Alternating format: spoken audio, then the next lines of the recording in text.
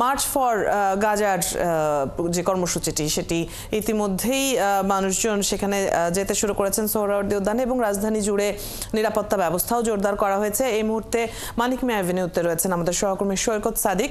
আমরা নিরাপত্তা ব্যবস্থার খবর তার কাছ থেকে জানবো। সৈকত, বাড়তি নিরাপত্তা ব্যবস্থা কেমন দেখছেন? বিশেষ করে আপনি এখন যেখানে রয়েছেন মানিক মিয়া অ্যাভিনিউ যথেষ্ট সংবেদনশীল একটি স্থান, তো সেখানে কেমন দেখছেন নিরাপত্তা ব্যবস্থা?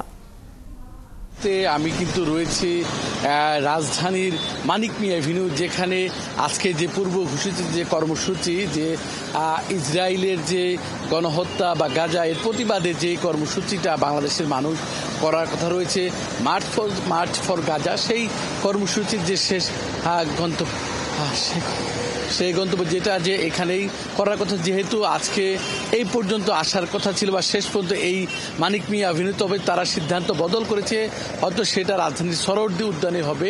মানিক মিয়া অ্যাভিনিউতে এখন কিন্তু যান চলাচল সব কিছু স্বাভাবিক রয়েছে।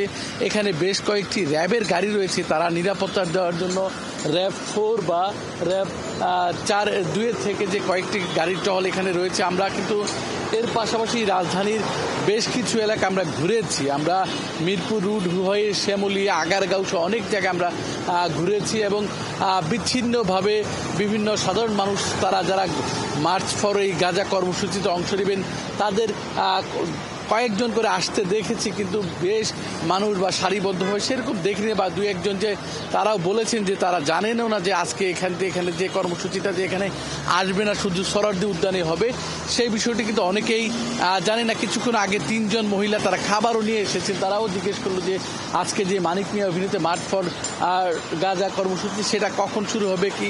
এভাবে অনেকে কিন্তু রাজধানীতে কিন্তু যান চলাচলটা কিন্তু বেশ রয়েছে। রাজধানীতে যান চলাচলটা বলা অনেকটা স্বাভাবিক রয়েছে।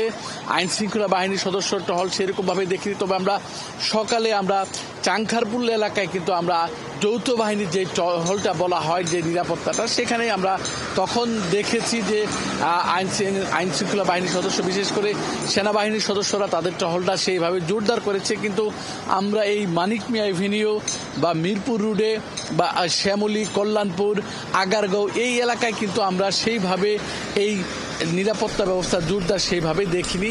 তবে যেহেতু কর্মসূচিটা বিকেলে শুরু হবে, হয়তো আস্তে আস্তে সোহরাওয়ার্দী উদ্যানের দিকে রাজধানীর বিভিন্ন প্রান্ত থেকে যারা এই গাজার পক্ষের আজকে যে কর্মসূচি, সোহরাওয়ার্দী উদ্যানের খবর আমরা দেখছিলাম এর আগে, আমাদের আরেক সহকর্মী জানাচ্ছিলেন সেখানে ইতিমধ্যেই জমায়েত হতে শুরু করেছে মানুষ। আমরা মানিক মিয়া অ্যাভিনিউয়ের খবর জেনে নিচ্ছিলাম সহকর্মী সৈকত সাদিকের কাছ থেকে।